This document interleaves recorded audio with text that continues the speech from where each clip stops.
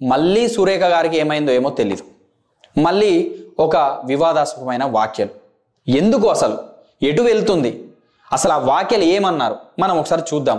అసలు ఎందుకు ఇలా మాట్లాడుతున్నారు? ఒక మనిషి వ్యక్తిగత జీవితం గురించి మాట్లాడద్దు అంటే వీళ్ళు అదే పనిగా పెట్టుకున్నట్టు అసలు ఈ రాజకీయాన్ని పనుల నుంచి పక్కన పెట్టి ఎవరింట్లో ఏం జరుగుతుంది ఏంటిదనే దాని గురించే మాట్లాడుతున్నారు. ఒకసారి చూద్దాం ఫ్రెండ్స్, అసలు సురేఖ అక్క గారు ఏం మాట్లాడారు, ఇది కరెక్టా కాదా అనేది ఒక్కసారి చూద్దాం. సరే, నేను చెప్పింది తప్పే. మరి ఇప్పటి వరకు నాగ చైతన్యకి సమంతకి ఎందుకు విడాకులైన అనే విషయం ప్రపంచానికి తెలుసా? తెలియదు కదా. అసలు నాగ చైతన్యకి సమంతకి విడాకులైందనే విషయం ప్రపంచానికి మొత్తం ఎప్పుడో తెలుసు అక్క.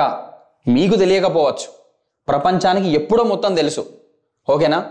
ప్రపంచానికి తెలియకుండా ఏది లేదు. సమంత అనేవాళ్ళు, నాగ చైతన్య అనేవాళ్ళు మన పాన్ ఇండియా లెవెల్. సమంత గారైతే చాలా పెద్దవారు, చాలా ఫేమ్ ఉంది.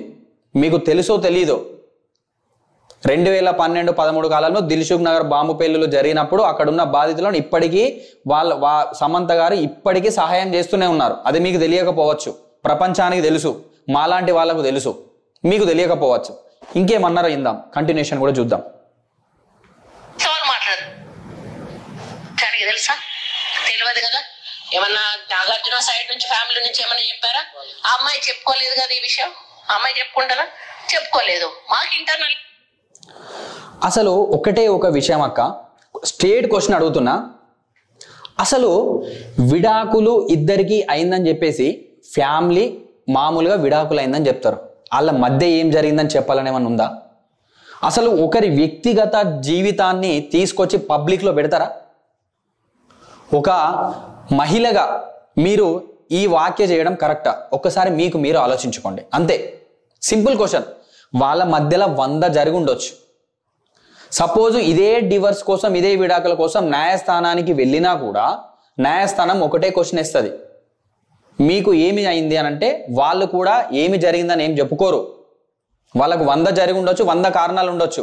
వాళ్ళు ఒక న్యాయస్థానం మెట్లు ఎక్కి విడాకులు తీసుకుంటున్నారంటే వాళ్ళు ముందే ప్రిపేర్ అయిపోయి మన ఇద్దరం కలిసి ఉండలేము, మన ఇద్దరం కలిసి జీవించలేము, ముందుకు సాగలేము, ఎవరి జీవితాలను వాళ్ళు సపరేట్ చేసుకుందామని మాట్లాడుకొని కోర్టు ముందుకు వచ్చి మేమిద్దరం బతకలేము, కలిసి ఉండలేమని ఒకటే ఒక స్టేట్మెంట్ ఇచ్చేస్తారు. అప్పుడు న్యాయస్థానం కూడా బయటికి రివీల్ చేయదు.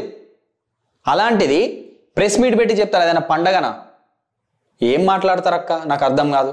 అసలు చెప్పాల్సిన అవసరం ఏముంది? కొంచెం మనం మాట్లాడేటప్పుడు అసలు ఎలాంటి మాటలు మాట్లాడుతున్నామని ఇప్పటికి 100 సార్లు ఆలోచించాలి.